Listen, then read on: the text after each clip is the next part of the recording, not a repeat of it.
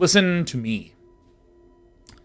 Today we're going to be taking a look at a list produced by the excellent Jeff Hoogland, a Merfolk Simic list. There's a lot of really good Merfolk, and Merfolk is not something that is, I think, as common as some of the other archetypes. Like, if you have been playing any Magic in the last 2 years, you've seen your Jeskai controls, you've seen your mono-red aggro, stuff like this. But, I mean, this list has a lot of new things. So, you might recognize the Merfolk Windrobber, the 1/1 flyer that deals damage in mills. But look at this brand new baby from Jumpstart Historic Horizons. When Shoreline Scout enters the battlefield, you may exile a Merfolk card or land card from your hand. If you do, conjure a card named Tropical Island into your hand. As long as another Merfolk or island enter the battlefield under your control, Shoreline Scout gets +1/+0. This basically means play me and turn a Merfolk into an island. Or excuse me, a Tropical Island. And a Tropical Island is the original dual land. The original dual land. Card's broken. Very, very good card. So this is one of the key ways to do mana fixing, which allows you to run only 16 lands. It's kind of incredible how few lands are actually run in here, because again, the land count is technically 20. You have Kumena Speaker, 1/1, gets +1/+1, as long as you control another Merfolk or an island. And then starts to come some of the real smackers in the list. Silvergill Adept. As an additional cost, reveal a Merfolk card from your hand or pay 3. When Silvergill Adept enters the battlefield, draw a card. Really great for keeping the pressure on. Master of the Pearl Trident. Other Merfolk creatures you control get +1/+1 and have Island Walk. Island Walk is not a really common present-day mechanic, but it means if you have islands, you can't block. So if you have a dragon with Island Walk, and I have the biggest dragon of all, you can attack, and if I have an island, I can't block, and there it is. And also, it's a 2/2. It's a smacker. It's a real smacker. Oh my god, it's the creator of the list, Jeff Hoogland himself. Welcome, Jeff Hoogland! Ah! Jeff, I don't know if you heard the incredible blessed news. I've been having a really rough time sleeping, focusing, been getting headaches for the last 2.5 or so weeks. And then I discovered that we had accidentally purchased decaf coffee. I have coffee with caffeine in my body now, and I can move tiny objects with my mind again. It feels fantastic. Other key 2-drops. Whenever another Merfolk enters a battlefield under your control, put a +1/+1 counter on target Merfolk you control. This can be excellent when it comes to wanting to protect a specific thing. And it just makes things get big. And you know me. I love summoning an even larger man. Merfolk Mistbinder, another lord given +1/+1s. Glasspool Mimic, allowing you to, again, create extra Master of the Pearl Tridents or such things. This is kind of a bizarre way to have a finisher. And again, 4 more lands, bringing the 16 original, plus the 4 from the Shoreline Scout, plus these 4 to 24 lands total. Merrow Reejerey. I don't even like saying this card, but it is good. It's another lord. Other Merfolk gets +1/+1. Whenever you cast a Merfolk spell, you may tap or untap target permanent, tapping things down and swinging in. So Island Walk, swelling, tapping, ways to do extra damage. And then Svyelun of Sea and Sky, 1 pair of blues. It's indestructible as long as you have at least 2 other Merfolk. Whenever this card attacks, draw a card. Other Merfolk you control have Ward 1. Svyelun is a very, very nice tool for dealing with some control lists. Because what do a lot of aggro lists want to do? Play a 1-drop, play a 2-drop. On turn 3, bam, you play Svyelun, which means that if on turn 4 your opponent casts a Wrath of God, you get to have a creature that survives that can then redraw. It's unbelievable. And let's not forget, the best thing hot is Coco. So we run a couple of Cocos in the list. And because Jeff Hoogland is here, best news of all, I no longer have to think. I no longer have to figure out how to do complicated and skill-intensive sideboarding. I just go, Jeff, fucking tell me what to do. And because I said fuck, YouTube's just like, this man shall earn no money, we'll keep that. That man was so vulgar on his YouTube videos, I had to take all his money. Because that was a smooth segue. Well, everything's smooth when you have coffee in your bones. All right, I've taken a look at this hand, and it sucks. I'm going to mulligan this one. And because I can look into the future from this coffee, I know that Jeff would have agreed with and approved of this message. What to do? Green, blue, and cocoa? think I'm actually going to put this at the bottom, because being able to cast Collected Company... Being able to cast Collected Company is a little busted. It's so busted, Collected Company. It's so good. Like, even Edgar Allan Poe was like, this is more busted than the Pallid Bust of Pallas, you know what I mean? My god, my mind is just, it's just activated. It's just an activated brain. It's unbelievable. Jay Pants says cursing makes everything better. Yeah, I don't curse if I'm really mad. But when I'm in a great mood, oh my god, recreational cursing. Oh, it's just incredible. I didn't fucking see that this went into the graveyard because, you know, even though I'm caffeinated and I feel amazing, I still do suck dicks at this game. So, you know, it's gonna enter tap. Master of the Pearl Trident! We're up against Gigabyte. Culture Con says you focus too much on chat. Well, you're my favorite thing in the world, you know what I mean? Well, I should say my favorite non-family thing in the world. I'm going to now play a Merrow Reejerey. First, I'm gonna play these, then I'm gonna play the Merrow Reejerey. What's this? What's this? There's ramping in the air. What's this? Ramping everywhere. What's this? They gave us a land, ship it. Oh my god, Jeff Hoogland smacking us with them. With the next generation poggers. Strange and magnificent world. The next gen poggers, the Raptor poggers. You know, I will say, I gave a really good suggestion for poggers, and Twitch didn't implement it, but I'm not disappointed. I'm not disappointed at the fact that they wound up with this lizard, with this Velociraptor. I'm going to play this, and we're just going to get another Lord and end the game. Lord, Lord.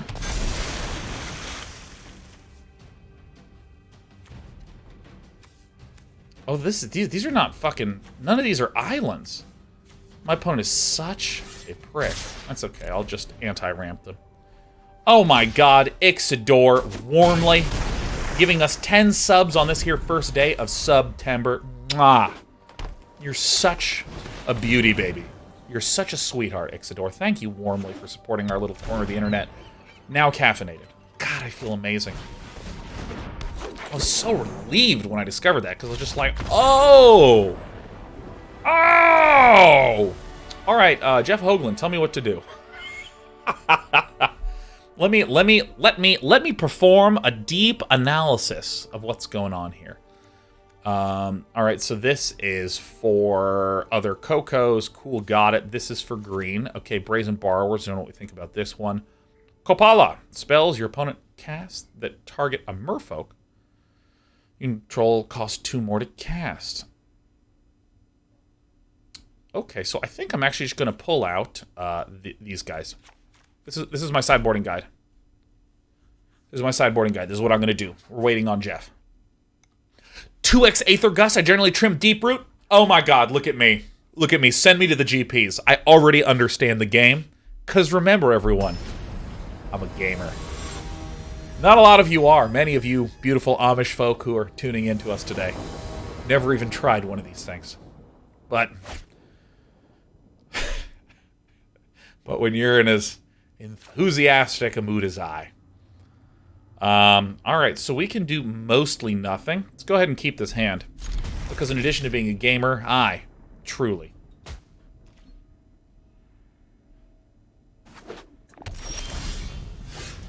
I'm the luckiest boy in the world.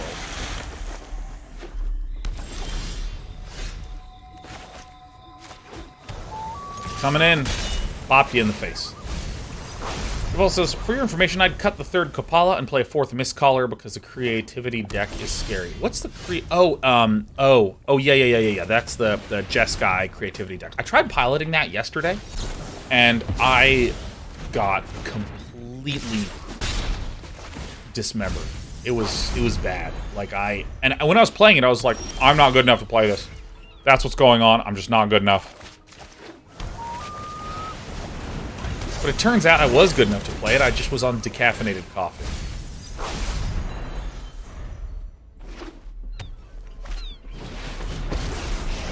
Nissa, who shakes the booty. Do we have an island here? Yes! No.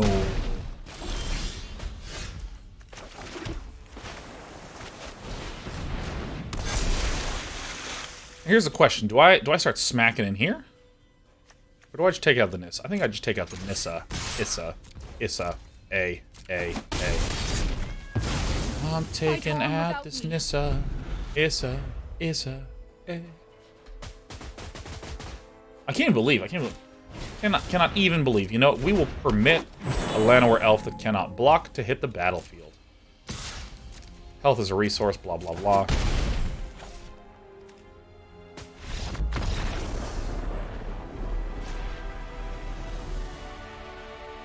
Ooh, scooping up the points and putting them into baskets.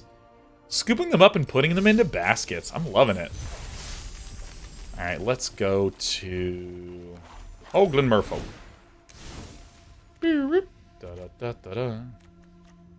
Kopala, be gone. Mistcaller. How do you add another? Do I do this? Click on this, hit plus, stop, bring them back. Ah, yes, perfect. And then it's broken up into a way that makes as much sense as a DVD rewinder. Like, I don't understand why. I mean, like, I technically understand, but I don't understand, man.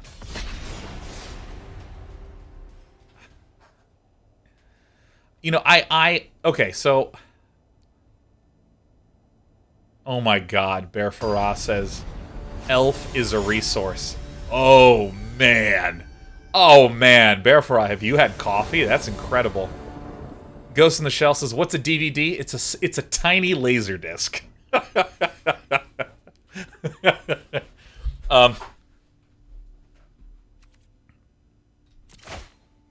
Shoreline Scout is what I'm shoreline about. What's a laser disc? It's a laser disc is a become land. A laser disc is a smoother, more reflective form of a vinyl record. Elf is a resource. God, that's so good. Tropical island, tropical island. Oh. You know, I will say, that sort of interface comment, so what, like, at the core, what is a game? A game is like a bunch of inconvenience and problem and, frankly, just obstacles. And the existence of them is what we call fun. What I mean by this is that if you were to say, okay, we're playing golf. Your goal is to put the ball in the hole. The easiest way to do that is to pick the ball up and put it in the hole, but you have these layers of inconvenience. If you need to stand several hundred yards away, you have to use this giant metal stick. The ground is going to be curvy and the weather might be different on any given day. By the way, this is a Harmonic Prodigy Gruul list that leverages the if an ability of a shaman or another wizard you control triggers, that ability triggers an additional time. So the Burning Tree Emissary, that when it enters, makes mana, allows for a whole bunch of extra stuff to come out, and then you have the Rage Forger, which doubles up, putting additional counters onto some of these babies. But the thing is that they don't know something.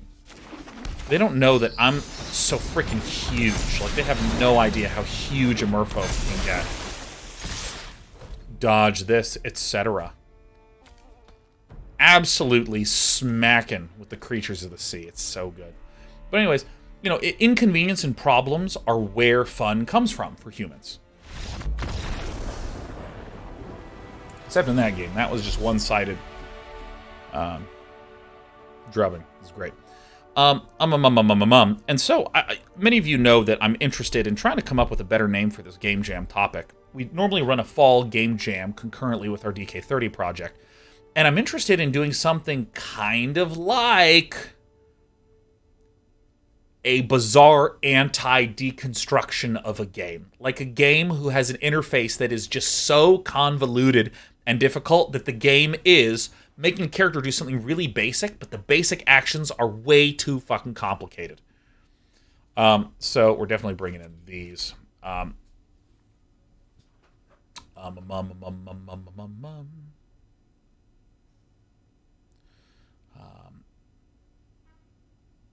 You know, the version I talked about was an RTS, where instead of collecting minerals and gas, instead you collect left clicks and right clicks. And the tech tree is unlocking buttons. Like, you can't attack move until you've unlocked A. You know what I mean? This is known as a D-make, I think is the type of genre. It's just really interesting, almost anti-design of games. So we want these. Till end of turn, if a non-token creature would enter the battlefield and it wasn't cast, exile it instead.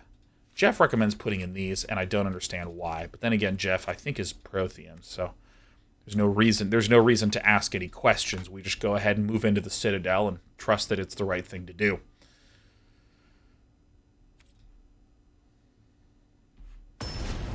Oh, collected company. Oh, duh. Of course, collected, duh. Company, is the right thing to put in there, duh. Oh my god, of course I want the Mistcaller to just crack. It's okay, I have the Shoreline Scout and the Merrow Reejerey. I think I'm going to use this to turn this into land. Charizard James. Looking so happy, it's so great. Let's go ahead and keep it. Allied Russian says, wait, is it just standard 2022 queue that isn't working? I'll be really honest, man. I'm not even really paying that much attention to the standard 2022. I'm busy net decking and scooping the points into my baskets. Oh yeah. Evo Land is a really great sort of demake of a game that I think is thick, solid, and quite honestly, it's tight. So what do we want to do? I think that we want to just go ahead and summon an even larger man.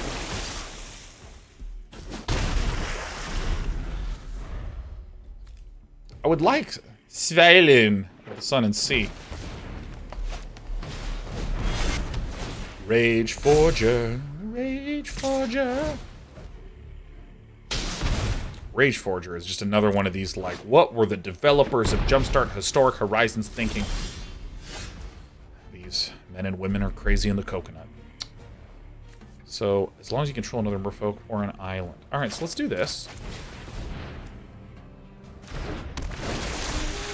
To be really honest with you, you are just going to become a tropical island. Isn't that cool? Turning merfolk into resources, just like capitalism intended. Let's reveal a merfolk card. I might actually want to play this. Oh no, but I might actually want to. Oh, it's Cocoa time. Don't want to swang with this guy. No, I think I'm ready to just keep growing.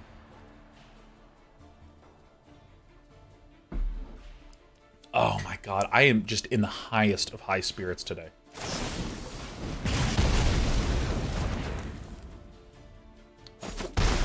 Alright, well, we've been fried.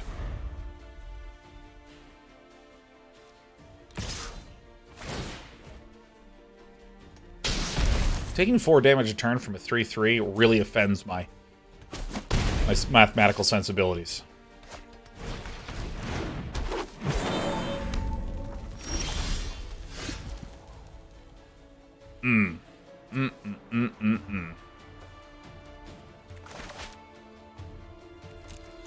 Play this one first.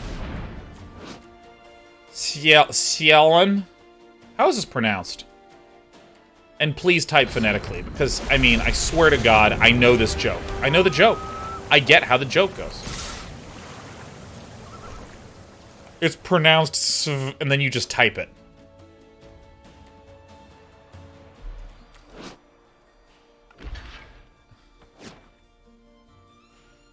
No, this can't be! Ward 1, Ward 1, Ward 1, Ward 1, Ward 1, Ward 1. think I'm still okay here because Svyelun of the Sea and Sky can still block this. And again, we have Coco. Oh, no, no. Oh, no, no, they have Coco. I thought they would have done it a turn sooner.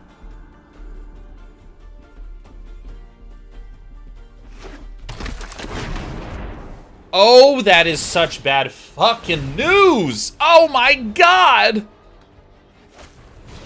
Oh, I want to vomit!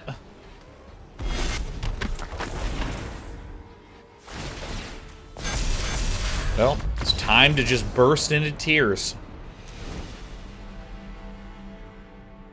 I guess we hit done and begin to puke. You know, I think if there's one superpower I could have, it wouldn't be like being able to fly. It wouldn't be like invisibility or telekinesis or any of those things. I would want to be able to just, on command, get a nosebleed.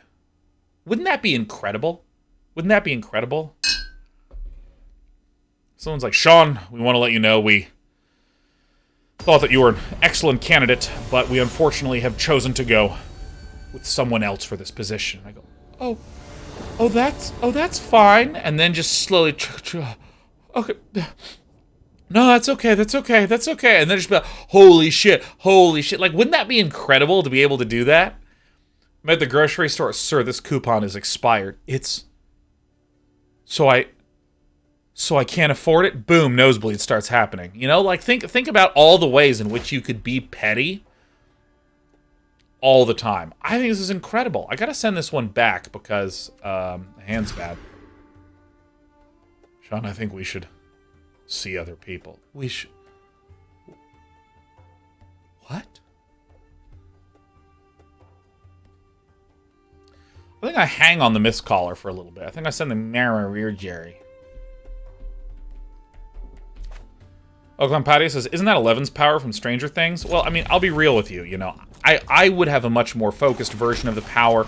I would be able to just skip out on the telekinesis and the ability to tap into the Upside Down. I would just bypass all that garbage, you know, and just be able to very efficiently get a goddamn nosebleed.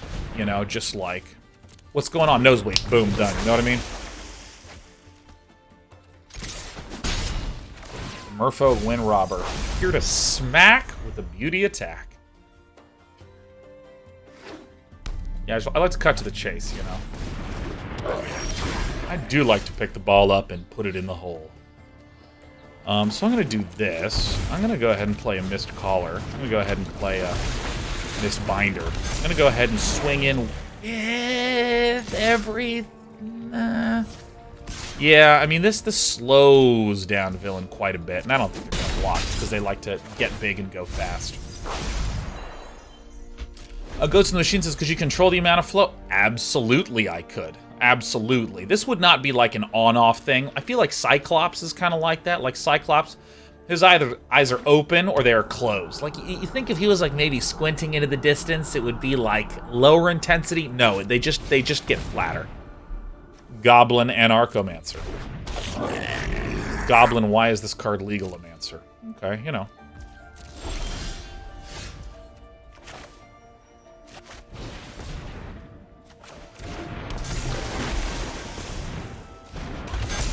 My god, this man is getting so huge. So I'm going to go ahead and begin smacking. Jay Sucker says, have you ever played one of the Orcs Must Die games? Oh yeah, man. Orcs Must Die 2 is like fucking very, very, very fun. It's what I would just call like good old-fashioned fun, man. Building traps. Killing orcs. Can't believe you've done this. That's okay. It is a good day to fry.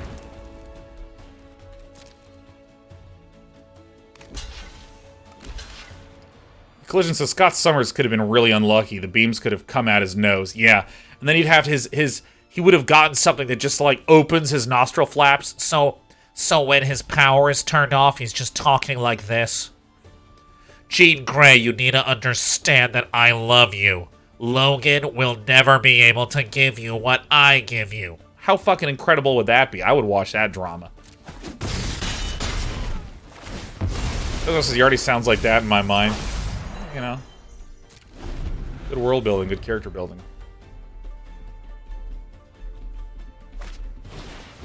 Uh-oh. Harmonic, mnemonic. Nose clops, yeah, albatross time. Good old nose clops. he has one nostril. Wouldn't that be amazing? He just has the one nostril. He has two eyes, but he has one nostril that he just shoves a wine cork into. And he does use the, you know, the same tool where he has to like put the thing in there and twist it and then like lever it out of his nose and, just, like, and it's like mass destruction. He's a class 5 mutant still. I mean, this guy is terrifying. Fucking nose clops. Do you have infinite blood? No, I would need to be careful with my nosebleed superpower. I would not be a class 5 mutant. I'd be like, I wouldn't even be a class 1 mutant. They wouldn't even let me into the academy. You know, Professor Xavier would just be like, guy.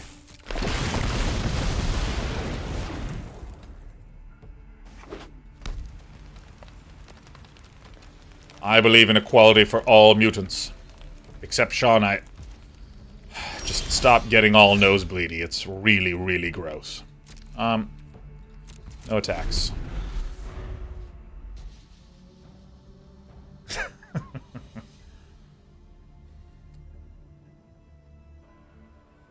He feels like, do his boogers come out? And I agree with the Albatross of Tanya. It is completely and utterly disgusting, this one is. I think I send this one back, man. I want units. I'll die. I mean, so many of my cards are lords. I want to have little lordettes hanging out here. Prowess. Yeah, like what if nose clops like got really, really dry nose issues? Like what if that happened?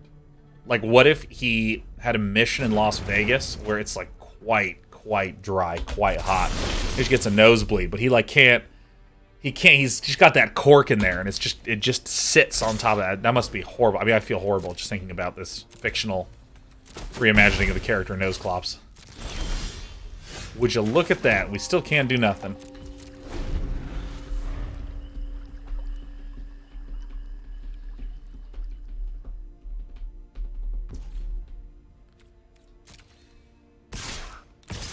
Hit me.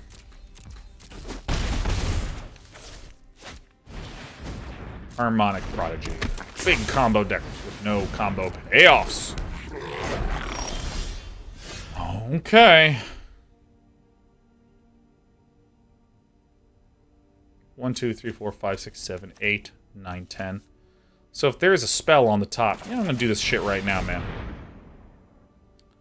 Alright, a Merrow Reejerey. A Merrow Reejerey, right? These are...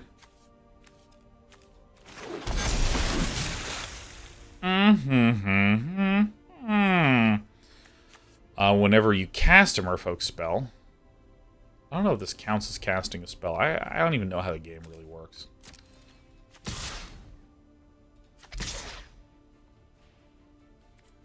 This is a little bit dangerous because the sort of Lilu Dallas multi-block can be a little bit of a problem. This is fine.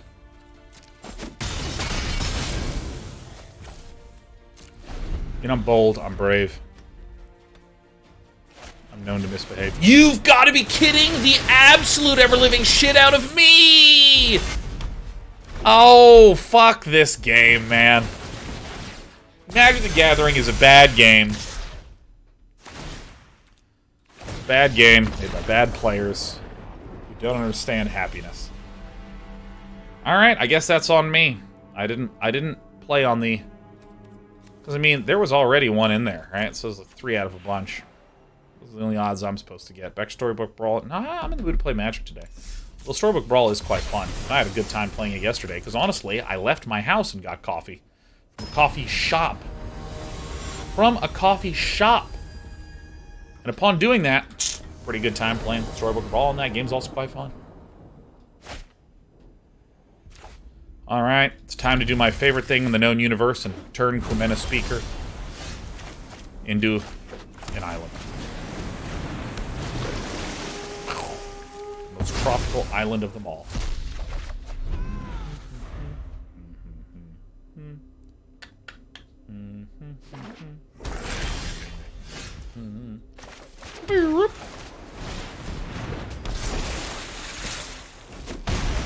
Walking through the islands. Walking through the islands.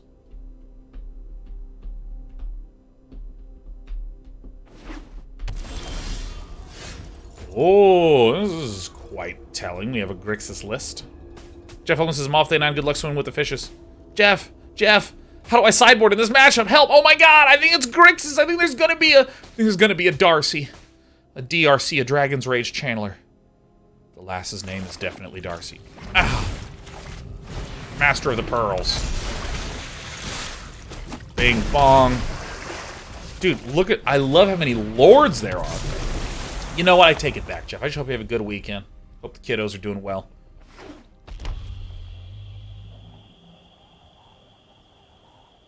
Creatures get -3/-3, and then you burst into tears.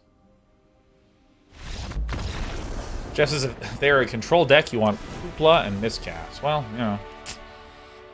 Gotta be honest, I can't really tell what we're dealing with. I'm not really sure what we cut. Or not Kopala. King Kopala. Deeproot Elite seems like it's just terrible here.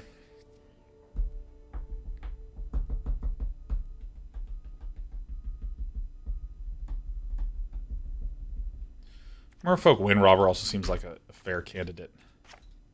A fair candidate. Fair candidate to remove. Same mana cost as the Miscasts. Can't believe how great I feel. DJ Furball, hope you have a fantastic night. This is a bad hand. And even though I'm mediocre at this game, even I know that. The one we cannot cast shall be sent to the bottom for all time. Go, Dracons. Can we do any gambling today? Yeah, maybe. Maybe. Our spirits are in... Spirits are uplifted.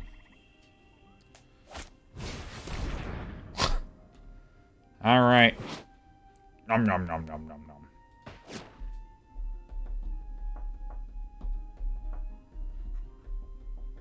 Limpians, did you see the list where you can cast a Galta on turn 3? I gotta be honest. As a Magic player, that just does not actually sound all that remarkable.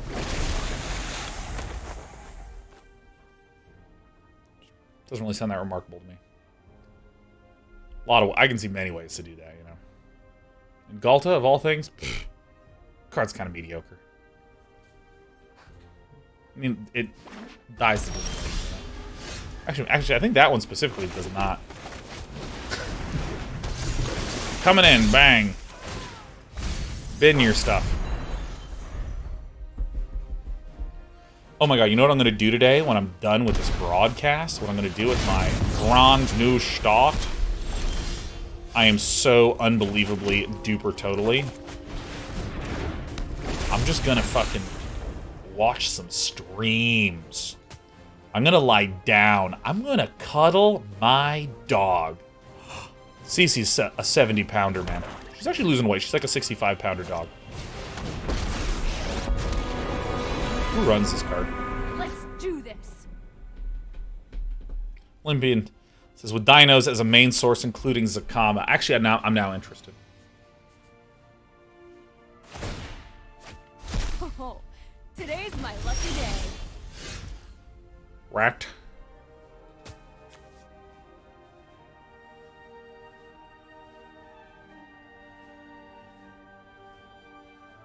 Oh yeah, this interacts in this way. This is literally I thought this was the other Merfolk. This is a problem. This is like a real common problem that I'm having in Jumpstart Historic Horizons. I identify a lot of things by the card art. I thought this was Svyelun. So I ran her out, and then I was like, oh, well, it's going to die now. And it just took me a moment to realize that it was, in a very literal sense, this is not that card.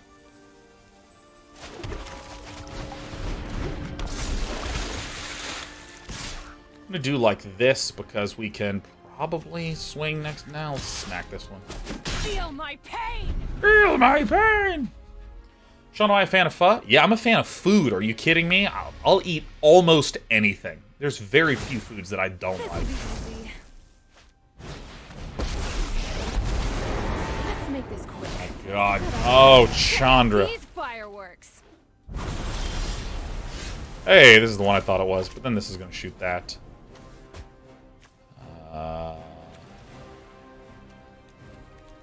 It is a good day to die.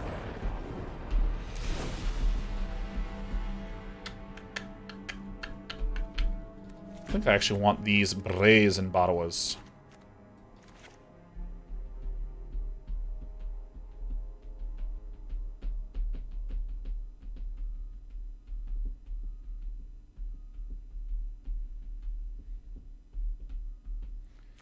Probably the Merrow Reejerey is probably the ones that we can peel a little bit of. Oops, oops, oops. I thought the Gusts were already in there. Fuck. We definitely should be running the Gusts. I just literally thought that I put them in as like first thing. Can't believe I've done this. Can't believe it. Yeah, Fuzz, really, really good. Oof. I think I need to send this one back. Alright. That is not good.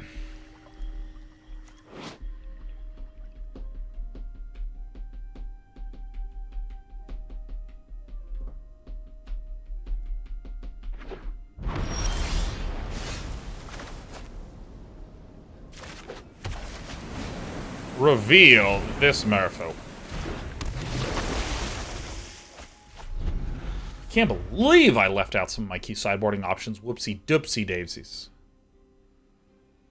Golly gosh gee.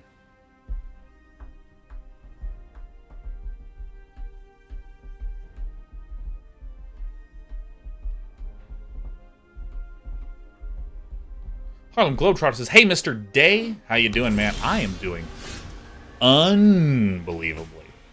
I'm great. I'm like superb. This is spells your opponent that target a merfolk you control cost 2 more to cast.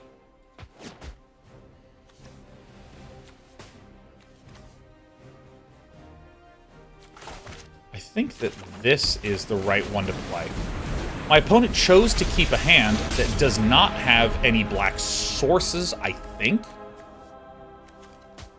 but has red sources, so the way that we can get owned is in Anger of the Gods. So I'm going to play like this to try to play around Anger of the Gods.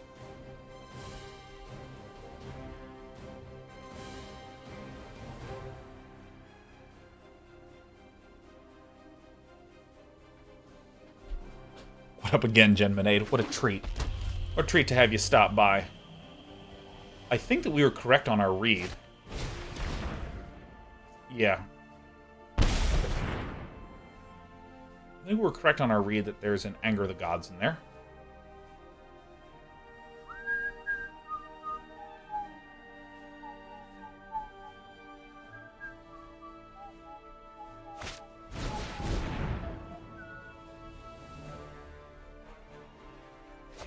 Pay 2 to draw 1, huh?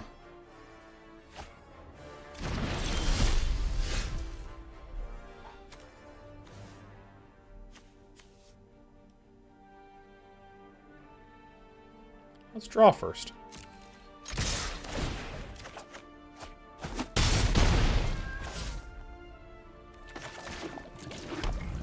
So this is going to look a little weird, but I'm going to have this enter as the Silvergill Adept. Nice. William says, can I post a picture of the list? Only one change I have to this list with Galta. Yeah, feel free to post any. If you have a dinosaur list, Olympian, you're allowed to post that shit in my chat.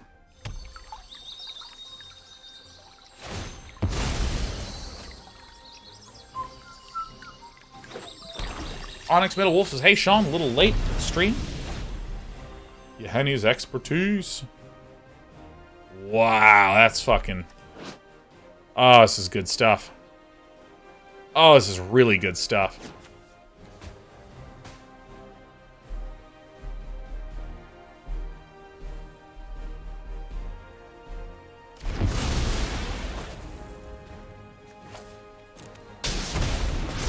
Someone made the biggest possible mistake. Alright, let's do this. The ideal would be drawing a land here that is untapped. So I'm going to conceal the fact that I have Coco a little bit.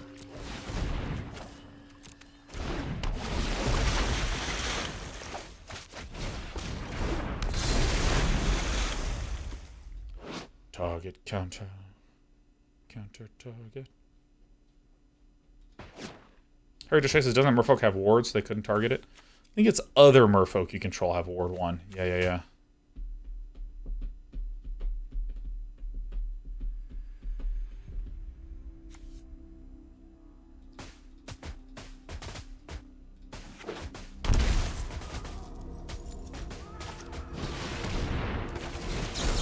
Please meet my friend, Miscast.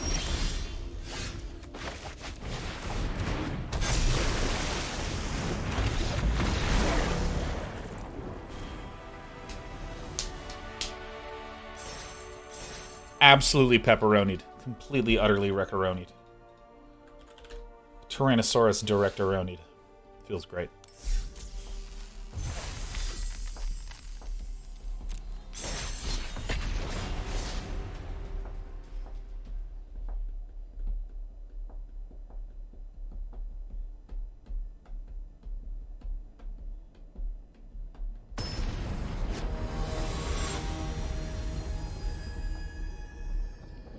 This Sean keeps saying Coco, and now I want some hot chocolate. It's true. It's true. Oh, I think you're about to talk about the spoilers today. Which spoilers doth ye refer to? Which spoilers are you talking about? I'm going to keep these 6. Yes, I send this one back, huh? I'm going to light up the night, my sorcery. Because the thing is that, like, I had a rather busy morning. So I only know of my spoiler that I tweeted this morning. Light up the night. Soul Warden. Uh-oh. Alright, so I'm going to do this. Reveal a Merfolk. This Merfolk. Reveal this. So this is Selesnya life gain, huh? Svyelun of the land and sea. I didn't see any of the other Midnight Hunt spoilers. I super did not.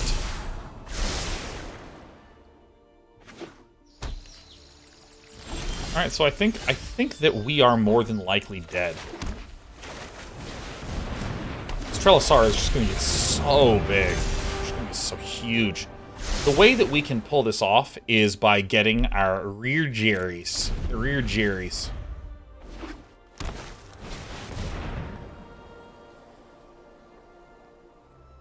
Eddie Zill is about to be so fucking big. Oh, so huge. Well, crap, shit, fuck, and damn it. A strong sensation that I am D-E-D dead.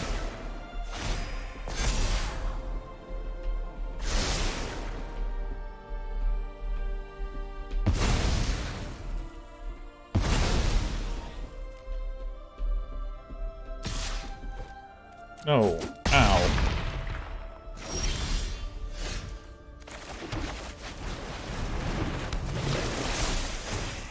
Just get me out of here. What am I doing? We're gonna bring in all the Miscallers. Miscallers. We're gonna bring in the Aether Gust. We're gonna probably just do the peel. Peel these 2, having some flyers in the skyers when things are getting dyers. Seems good.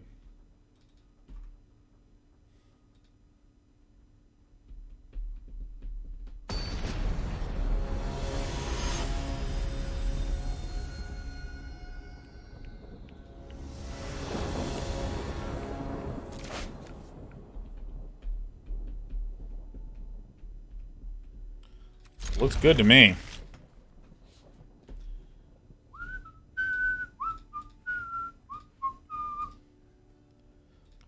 Dino list with 1 less Atali, including 1 Zakama. We can just get 2 Zakamas in there.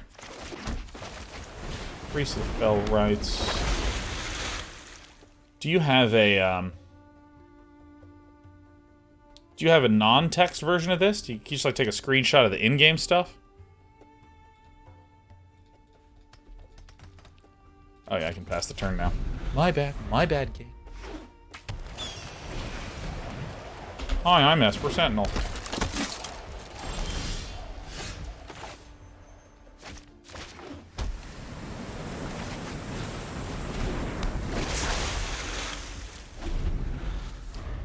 Svyelun of the sky. It's in keeping time, baby. Dude, this Selesnya list is awesome. It's so awesome. I think it might actually be the infinite combo list. I really should have made that a Barkchannel Pathway, huh? I think I have lost. Alright, come on, little buddy. It's Heliod. Alright, whatever.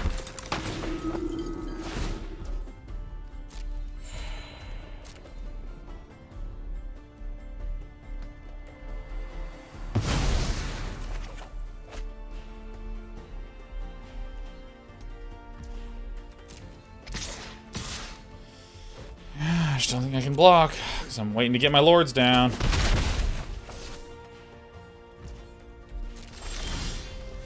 Alright, that's good enough for me. That is good enough for me. I want to see something with my mana distribution, because I think I have very few green sources in here. Or excuse me, I think I have very few sources that are only green. Trying to kiss you, baby. Yeah, everything can provide blue. So I should have played green there, because for some reason I thought that I still had some forests and stuff in there, and I wanted to play my 3-mana thing.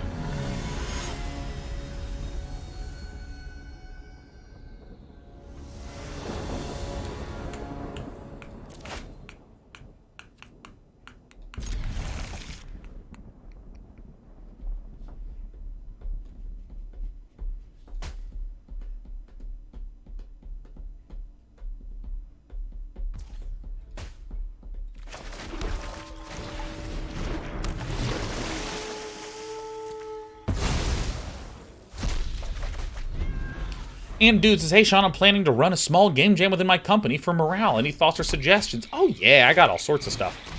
I would strongly encourage you, if you're looking to do a game jam, to try to encourage people to think and behave at a really small baby scale. As in, hey, you want to, work on a game? That's terrific. We're going to work for a weekend. So maybe it's like Friday night you start, Sunday evening you end.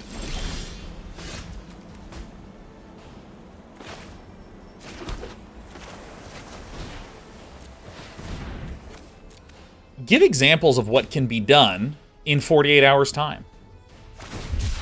And encourage people to think even smaller than that example. Think of something that's tinier than this that, if you have time, you could add to. I think that's like the important piece. I think I just reveal the Shoreline Scout, don't I? We'd love to be able to cast Collective Company on the next turn.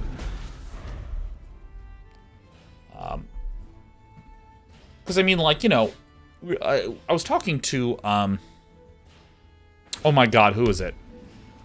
Who is it? Who's our paleontologist friend? Who's talking about this sort of stuff? The Salad One. There we go. There we go. Came back to me. Salad One, chat, was a paleontologist who was like, oh, I'm going to be participating in a game jam, and it's going to be about paleontology, and I've never done anything like this before. Do you have any thoughts or suggestions or anything like this? And I encourage the Salad One to think, again, really small and tiny, something you could get done with in like half the time. And if you like it, you can then add to it. So, for instance, Salad One came up with something really basic, which was, do we see any red? No, so the Aether Gusts are not going to be good. It appears to be a control list, so we're going to want instant speed stuff. We're going to want Kopala, so we get rid of these, and then we get rid of the Merfolk Windrobbers. And I actually might appeal another 1-drop. He was working on things where, like, it was just a predator chasing after a prey. That's it. That was the entire game. It was a stay away from the predator kind of game. You can imagine adding obstacles to this. Adding different objects in the environment that interact with the predator and you play as the prey. or vice versa.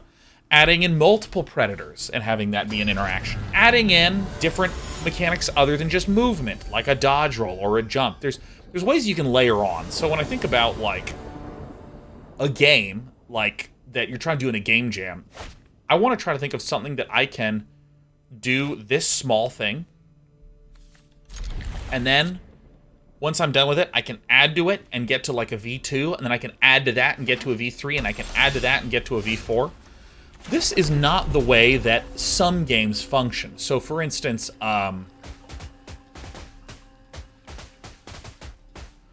Magic the Gathering, the game we're playing right now, if you don't have... This is a good play. I'm going to do this so we can keep Miscast mana up for the rest of the game, because this looks like we missed our mana drop.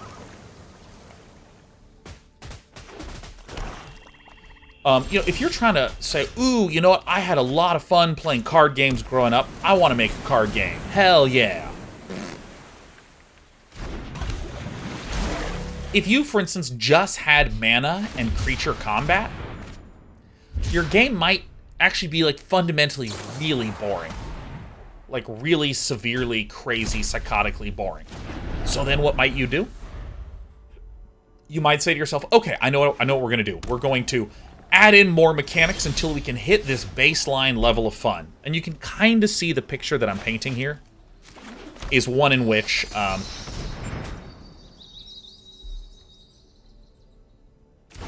picture that I'm trying to paint is one in which it feels like you need to get all this stuff up and functioning and running before you have a baseline level of fun. Whereas, if I was thinking of a platformer, like, let's say I wanted to make some just Mario-style platformer. What I might do first is just do character movement as part 1, and then I make one level with just pits.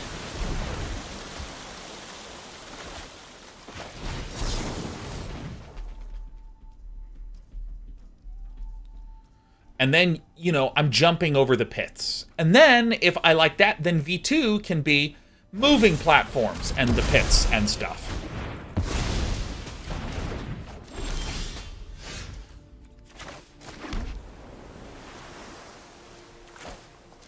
I'm gonna flash in the Brazen Borrower.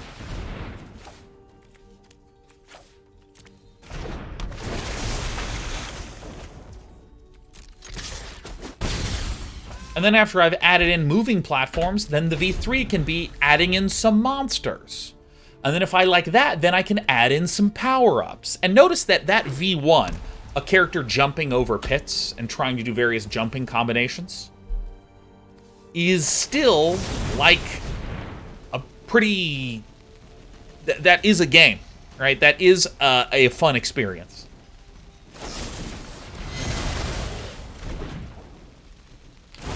Sinister says, Sean, I got Olympian's Dynalist on Pastebin. All good if I share here. I'd prefer not, because right now what I'm hungry for is... It's a bit risky. One more damage.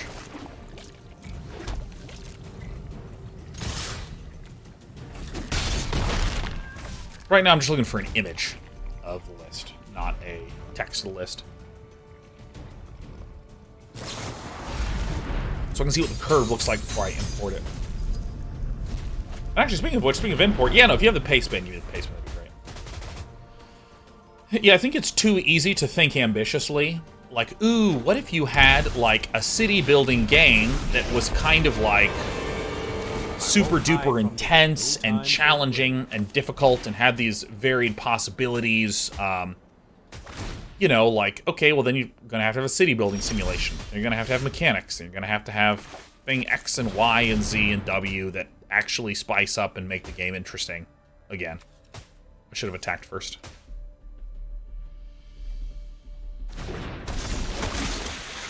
And as you know, I absolutely love games like this. I think they can be really, really fun and awesome. But... you know, I mean, dude, if you're trying to do a game jam, you want to convince people of the idea of what is something really tiny that seems fun. And make that tiny thing that seems fun, try to make that Not like so fucking fun, I can't believe it, holy shit. But like, reasonably fun. Don't make another move. Don't make another move. You'll regret that. Come, useful land.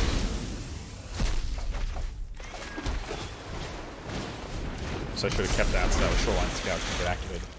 Yeah, like, I mean, if you are, Keep up the pace. working on a game jam, tell people, come up with something that's small that's fun. Like a character that moves around that has one mechanic, like jumping. Just try to make that fun.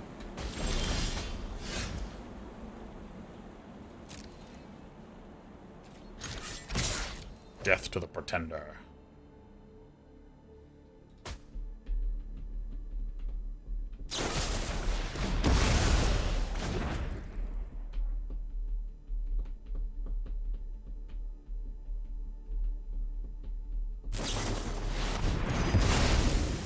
And dude says, I think you misread run a game jam with do a game jam, Sean, but your insight is pure gold regardless. Oh, no, I did understand that you were trying to run the game jam.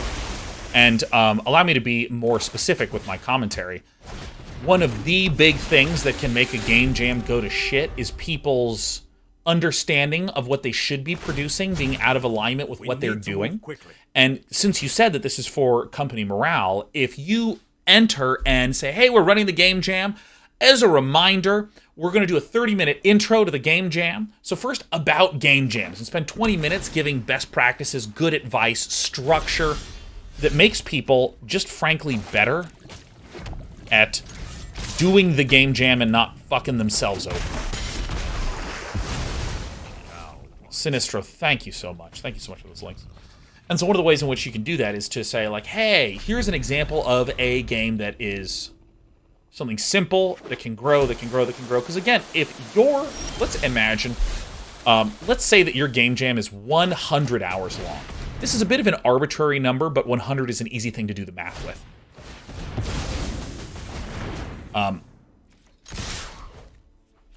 Let's say you have 100 hours. If, in the first 10 hours, the people that are working at the game jam have made something that's like kind of fun. I mean, not fucking Path of Exile deep fun, but you know, it's pretty fun. You know, just like, oh, we have a platformer and you have to go jump, jump, jump, you know, and oh, that's kind of cool. Then when they go, all right, I can't wait to add to this. So then they start to add to it. And then as they're adding to it,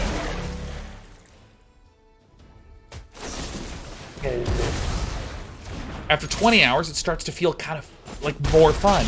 Ooh, that's exciting.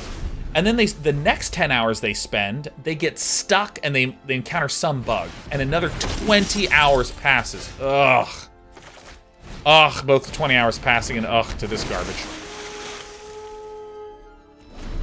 So by hour 50, really only hours, you know, the first 10 and then the next 10, only that small chunk was actually fun.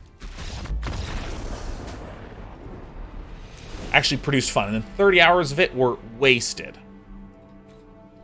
It's still okay, because they've gotten something done that has made positive progress. Then maybe from hours 50 to hour 80, they, again, add some more stuff that stays. There's no bugs, and what they've added does have an additive effect on the fun.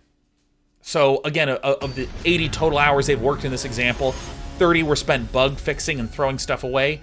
50 was spent making stuff that was fun that stayed in. Then for the last 20 hours, they might just polish it. And at the end, they'll probably have some, ooh, there's some exciting things that I can't wait to add and do and all this kind of stuff. And it's terrific.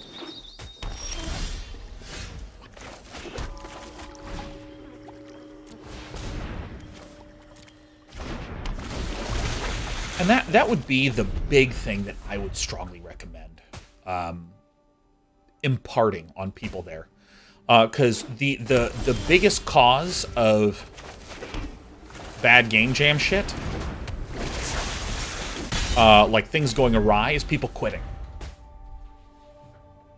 Like the majority of projects in game jams don't even submit to the very end.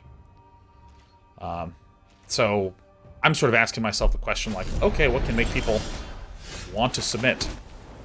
We're definitely going to play that Coco. We're going to do it later, though.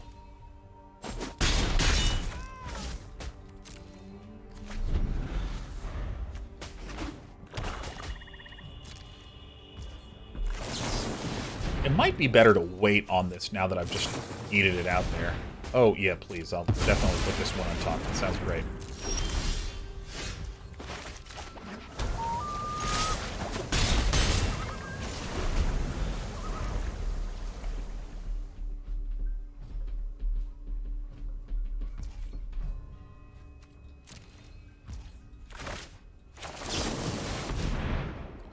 So that would probably be the biggest thing that I would strongly suggest, encourage, etc.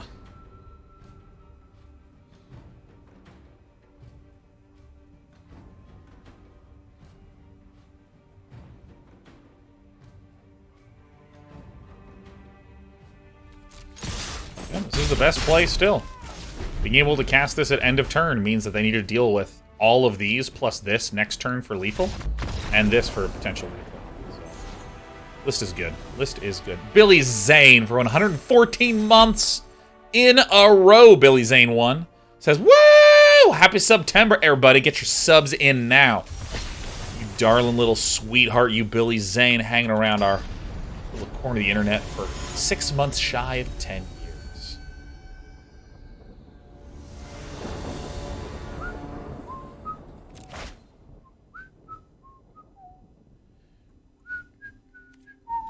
I've cut Deeproot Elite so much. I want to see how it plays. Bam!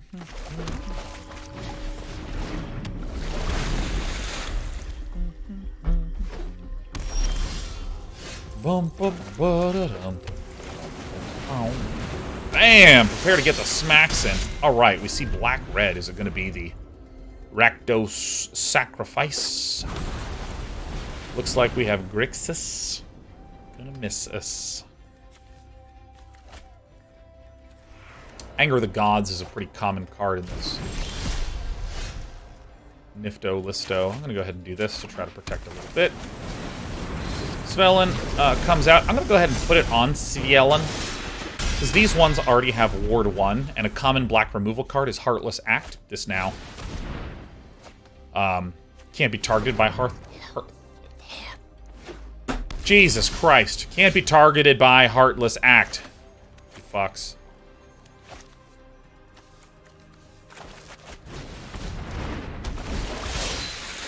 So this is the one that I want to get up. So this is going to be 2/2, and then I play the Windrobber. And that's going to go boom, boom. So now this one is out of Anger of the Gods range, and various other 3/3 sweepers. Damage just piles up with this list. Pawn Niv just gifted 10 subs for a total of 11 from heaven. See, look at me getting out of range like a big bad boss boy. Well, thanks for the 10 subs gifted on this beautiful day in September. My God, this list just goes under. Okay, so Deeproot Elite comes out. Merfolk Windrobber comes out. Miscasts. All of these miscasts probably come in. This comes in. The Brazen Borrower boy comes in. And probably the Merrow Reejerey. So now we have one of these kinds of things. But probably Aether Gust to probably pull out more Reejerys. You know, we just want to have cheaper interaction here. Jumpin' Chicken says, how do the games go today? They go so good!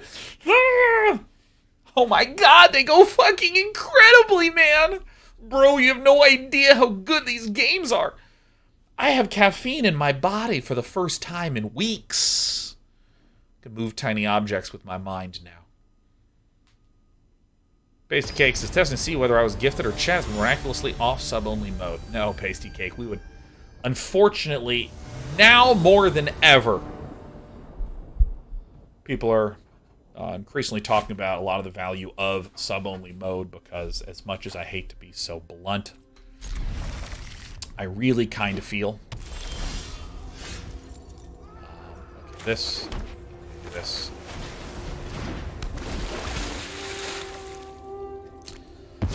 Really kind of feel that sub-only mode is an effective tool for preventing various hateful, shitty people from ever being able to post in your chat. I mean, obviously you can have a mod time people out and stuff like this, but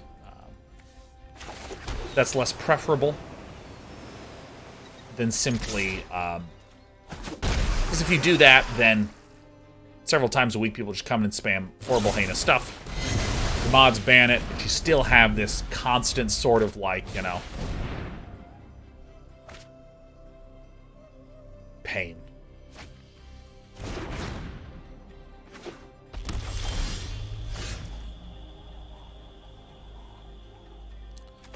Alright, so I'm gonna do this, flash in this, keep this up.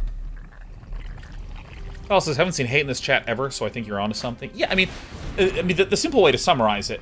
oops, I should have miscast that. The simple way to summarize it is that modding behavior is reactive. Well, now I don't want to do it, because I'll just give them efficiency. But I still think we have to. Brilliant!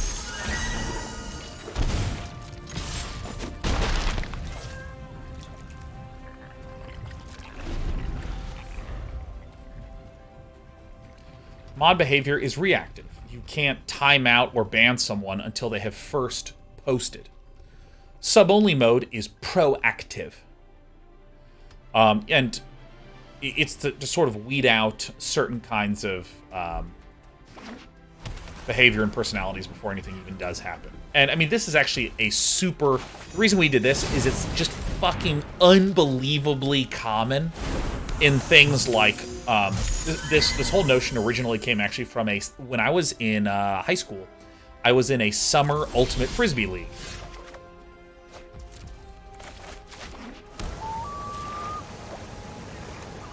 And it was $35, and they provided this enormous field where a bunch of people could play. It was fantastic. Create a treasure, deal 2 damage. Sure, that's fine.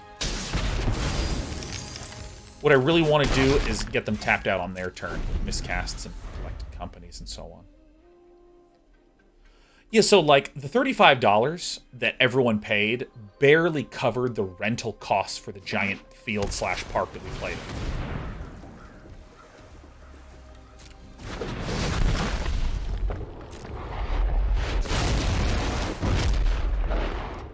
But what it did is it meant that everyone who signed up for the league was then super invested in the idea of showing up to every single league game. Because, man, they paid fucking $35 for it. You know, things like this. Ugh.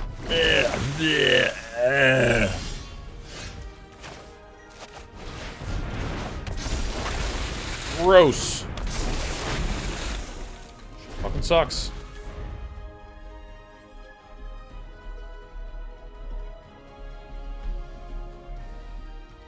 And there's things like this that happen all over the place. Like, if you've seen a lot of online leagues would have, like, $5 entry fee because it just greatly increases the probability of people just playing the game. I guess I miscast that. Now we can get a better target. It's a $5 entry fee just to make sure people show up. When you have things... And there's a lot of research. You want me to sacrifice something? Well, this is not a Merfolk, so I'm going to send that one in. If I draw one of these, we just immediately win the game.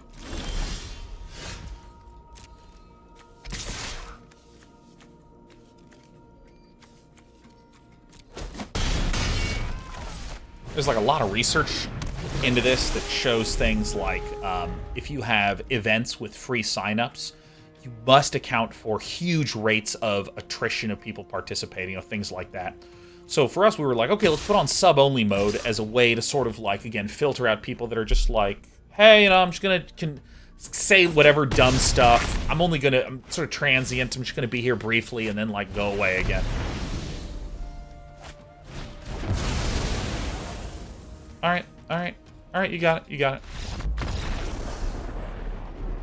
Olympian 05 said, how did the decaf mix-up happen? Just picked up a bunch of coffee, and as it turns out, got like one of the bags was decaf. That was it. That's all it was. All it was. And it's not the first time it's happened, because I tend to buy in bulk, you know, where, I shouldn't say buy in bulk. I tend to buy a lot going forward. Like, if I want to go to the store and get deodorant, I will get, like, 10 sticks of deodorant. I'm not paying a bulk price, but I'm buying a lot. So I'm just like, all right, I'm good with deodorant for the year, you know? Like, oh, if we get toothpaste, I'll get, like, you know, 8 tubes of toothpaste, or a huge pack, if I can.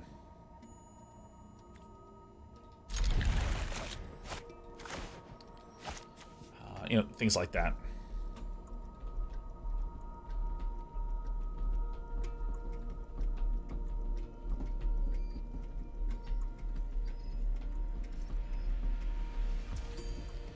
I'm worried that this is a terrible keep, but I see Collective Company. I hang it.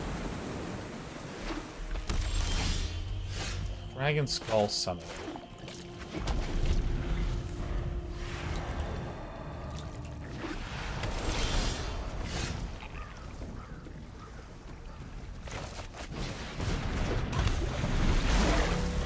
This creates a threat. Yep, totally fine.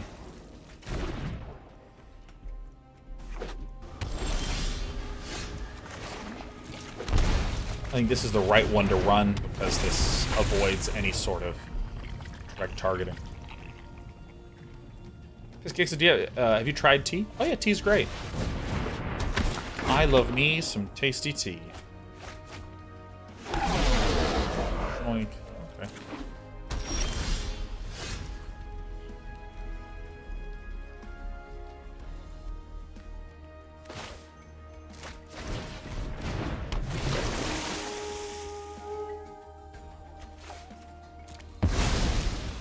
Well, this is what we're gonna do.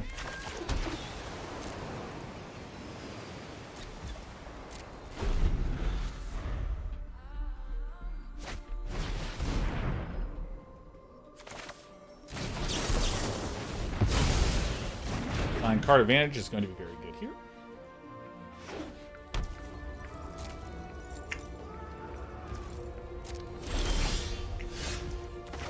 Nearly great news. Nearly great news. Let's see what happens at the end of this turn.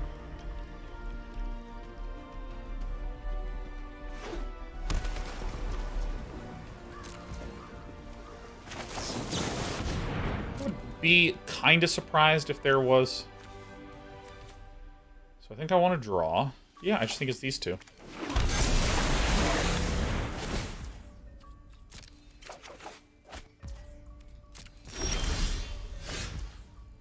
Okay.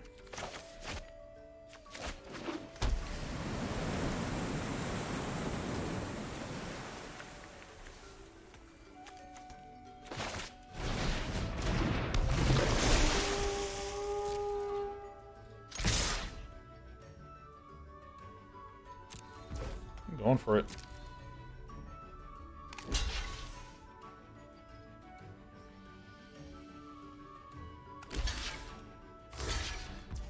Incredible. I'm very, very happy with this. Oh, wait, this can get exiled. Oh, my God. I forgot how good this damn card is.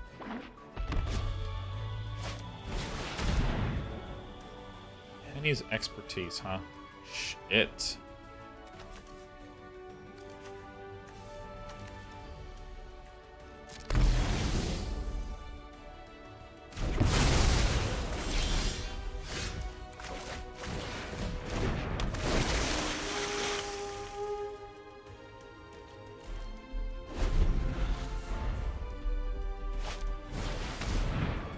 Sure.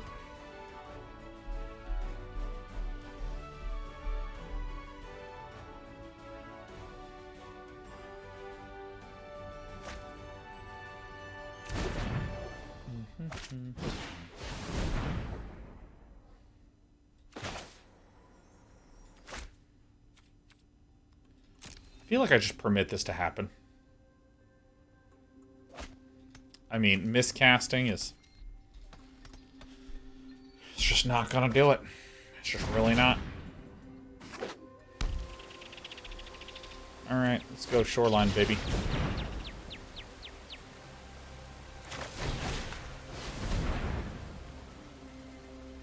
Seems like a good one to do.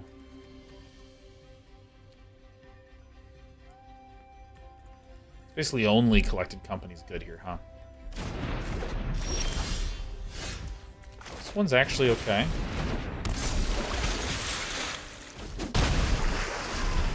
We're kinda gonna need basically like Masters of the Pearl Trident just running out. Like Coco or Master of the Pearl Trident, I think is like it. It's just those 6 cards. Alright, good. I should do this more often. Cool play would be killing this, then this loses Island Walk. You can pick off both. But...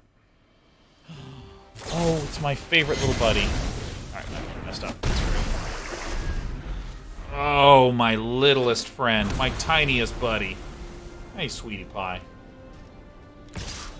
Oh, my tiniest friend. Don't actually have an island? Yeah.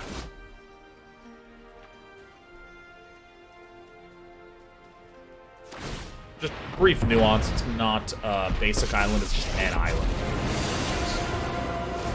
Herb, draw 2 cards. Oh, alright, let's just Coco and close it out, huh?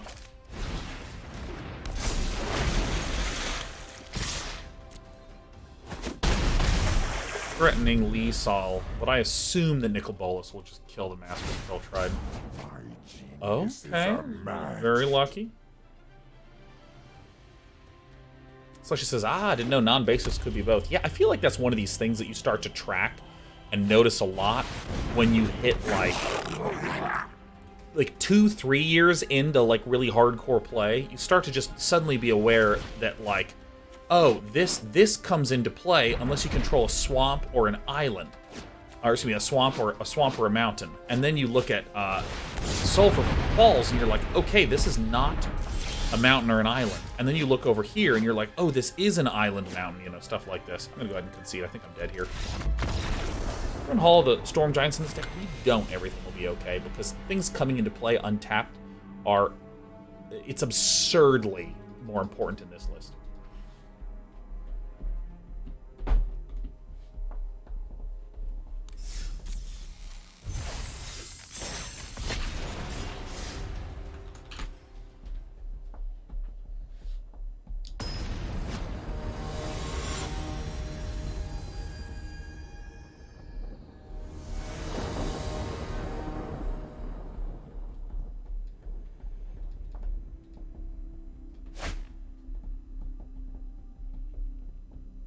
All right, let me tell you, Kumena is here to speak.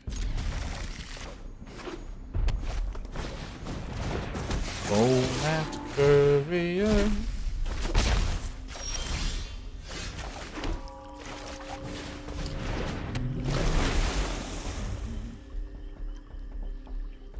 Everything will be okay, says I'm stoked for Sean's review of the Innistrad cards. Oh, it's gonna happen.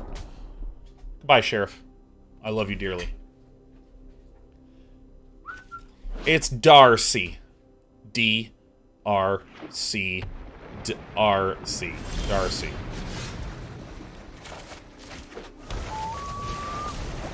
I'd like to, Kumena, speak to your manager. Oh! Clintus this afternoon. Howdy, Clintus. Howdy, partner. Uh-oh, double Darcy. Darcy's come in pairs. I think I'll play this and reveal Kumena Speaker, because, I mean, I really just want to get another Lando Calrissian.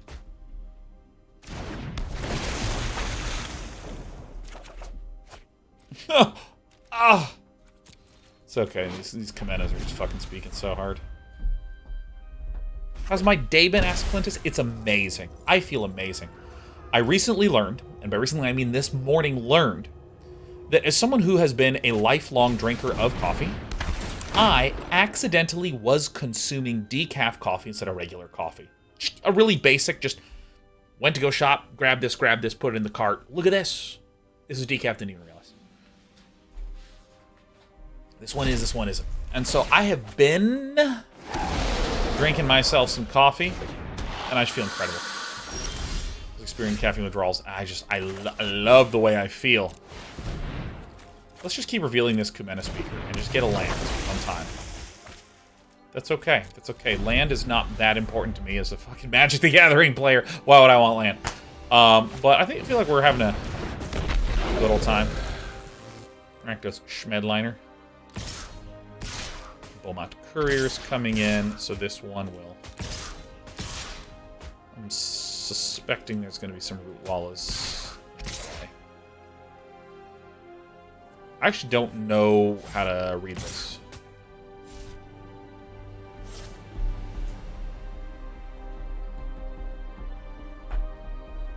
Spaceman says, do you think you have placebo effect from the decaf?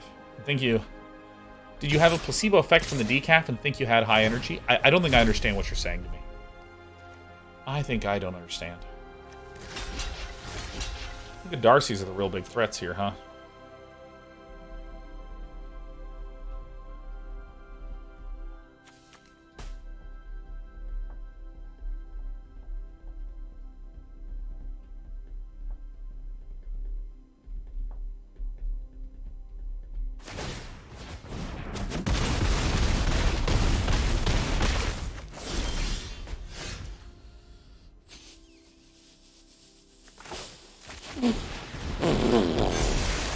No attacks.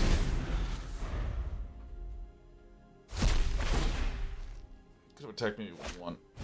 Menace, Kitchen and Flying Haste. Blur.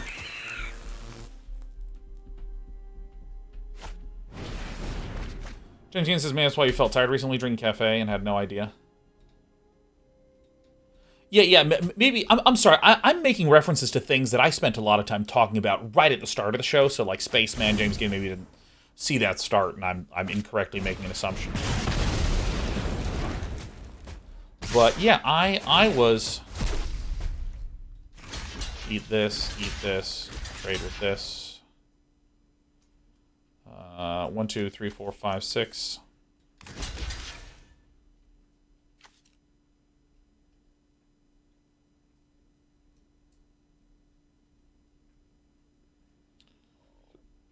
I think we might be dead.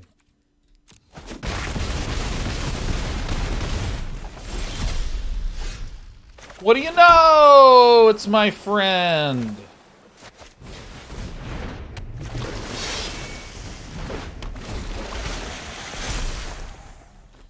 Alright, can't tell if we're super stable or super fucked. But we're one of the two for sure.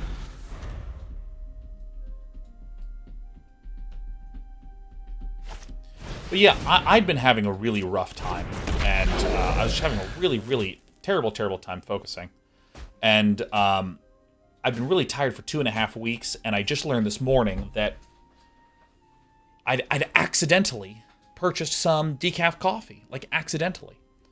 And so I've just been struggling, just having massive struggles to just like stay focused, stay awake. I mean, not super like falling asleep, but just like foggy brain and all this stuff. So that is guaranteed ownage, right? Because the only way that we can set up these blocks is if we permit lethal in. So the only way in which we can let that, not happen is if we chump, and then eat one like this, huh? But then there's 2 of these guys available. We might be actually okay at 1. Well, I mean, that's certainly not going to do it.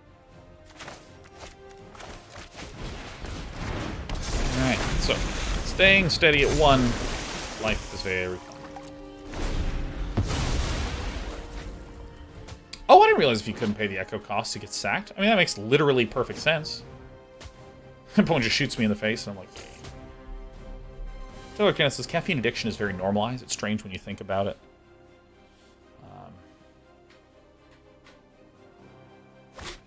Yeah, I mean... It's normalized, and maybe this is just my incorrect and busted perspective on things. But, so this is 3 and 6. Yeah, I think we'll just go Coco at end of turn, and we'll go Coco here to try to go for a win. This might be my own personal perspective with the people I've known in my life that have struggled with, like, severe drug addictions, for instance. the degree to which a caffeine addiction affects someone's life, I think is substantially different. We'd like another one of these. Great. And we want this. Everyone has Island Walk, we have lethal.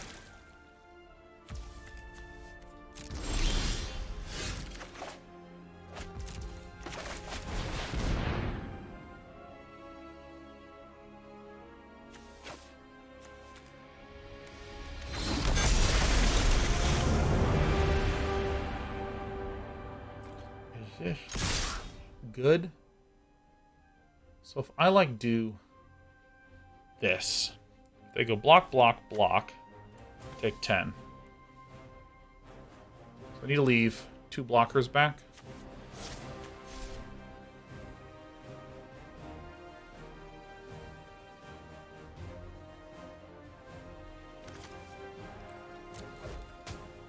Six, 6, and 5. It's not quite lethal. Put him to 7. Put him to 1 as well. But this is good.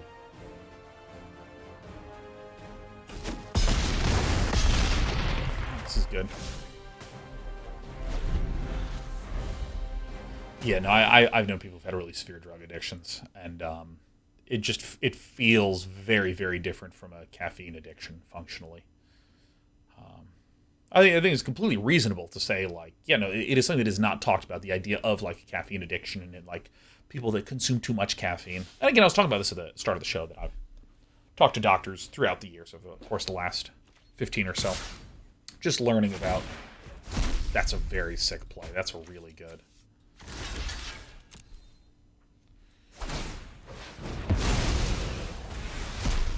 Because if this can deal 1 damage, then Damn Ram can win. Wow, we won that game. It's incredible.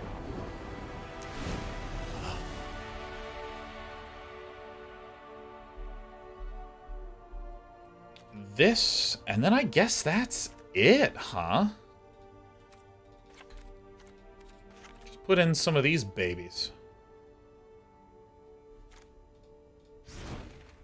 Does mechanic work?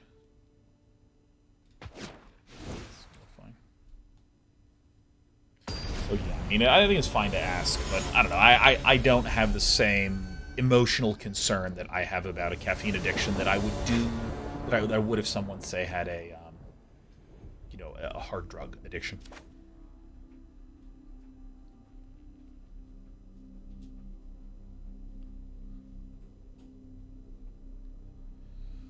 Yeah, this is a terrific hand.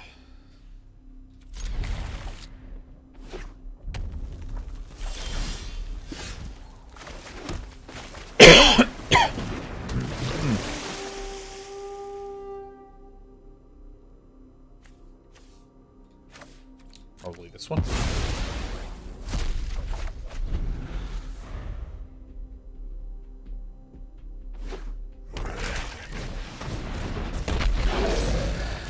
I'm saying that's fine. Because we should expect to take quite a bit of damage initially.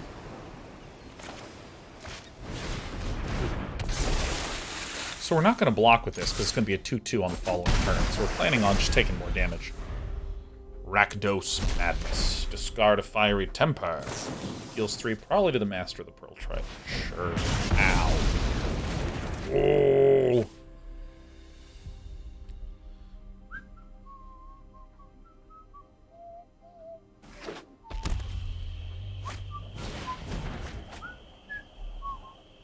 So many Root Wallas. Damn Ram is a great name. Damn Ram. Also using my favorite Mountain Arts. I love that Mountain Art set. Let's go play these two. I think I prefer to play the Svyelun. Ethernet gifting us 5 on this beautiful Thursday, which for us it's Friday because I'm not streaming tomorrow. By the way, reminder, 12 minutes is on Monday. Actually, what the deck is on Monday, isn't it? Show sheet, go. Show sheet, go.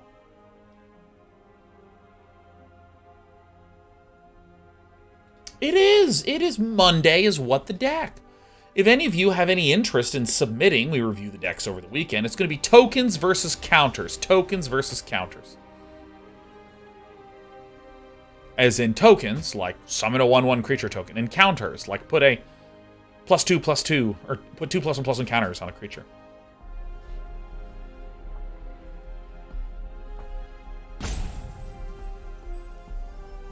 Oh my god.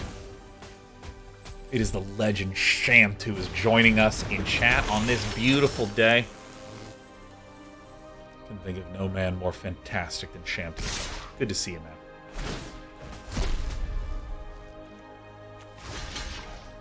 I think this is just strictly correct. There's no buffs, so this would have to do the damage exchange, and then it would have to be a spell cast on this. Excellent.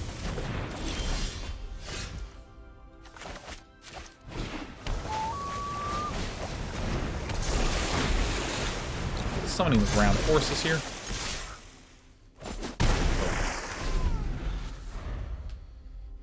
Shim says, "Am I free the next weekend?" Let me look at my schedule when I get done with work for the day. We should totally go out and get food. Totally. Madness. No. This. Fiery Temple. Bomat Courier can't swing.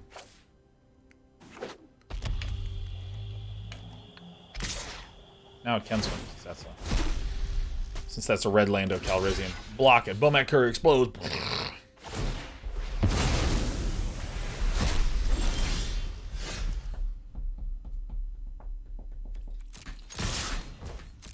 Ding bong. I love Faithless Looting. This art is amazing just for hearing people react to it.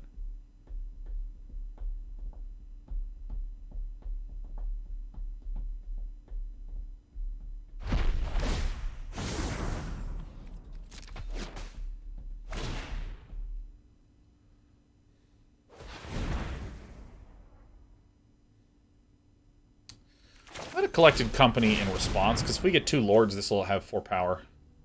Holy fuck, that's really terrible. Oh!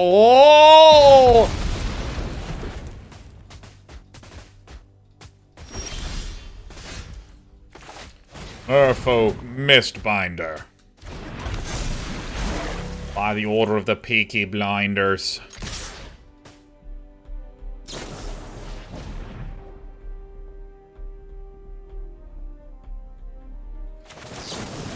Pressure on him. Let's put the pressure on him. Cracking him down to 5. Talking says, "Hey Dan, I hope my comment on caffeine addiction was insensitive to the broader context of worse addiction." Oh no, not at all, Taylor Kenneth. I think you actually, I mean, one of the disadvantages that someone in chat experiences when I'm the only one with a microphone and you're the one typing relatively short sentences that I'm not even reading all the way in full with the same tone that you intended, is that it can cause a kind of imbalance in that regard. So, I mean, for instance, you just coming in and saying, "Hey, didn't mean to cause any sort of pain, problems, concerns, issues, etc." I mean, it's like, oh, great, wonderful, brilliant, terrific.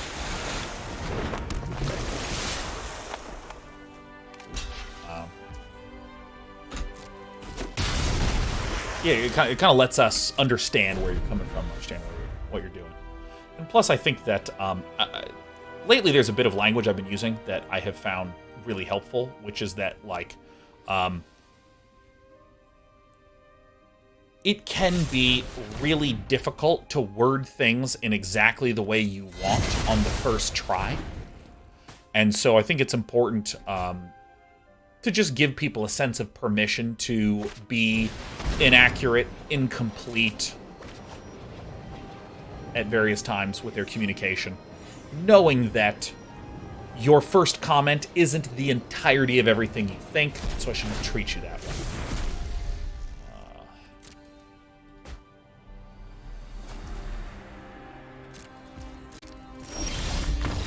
Death by Pecker.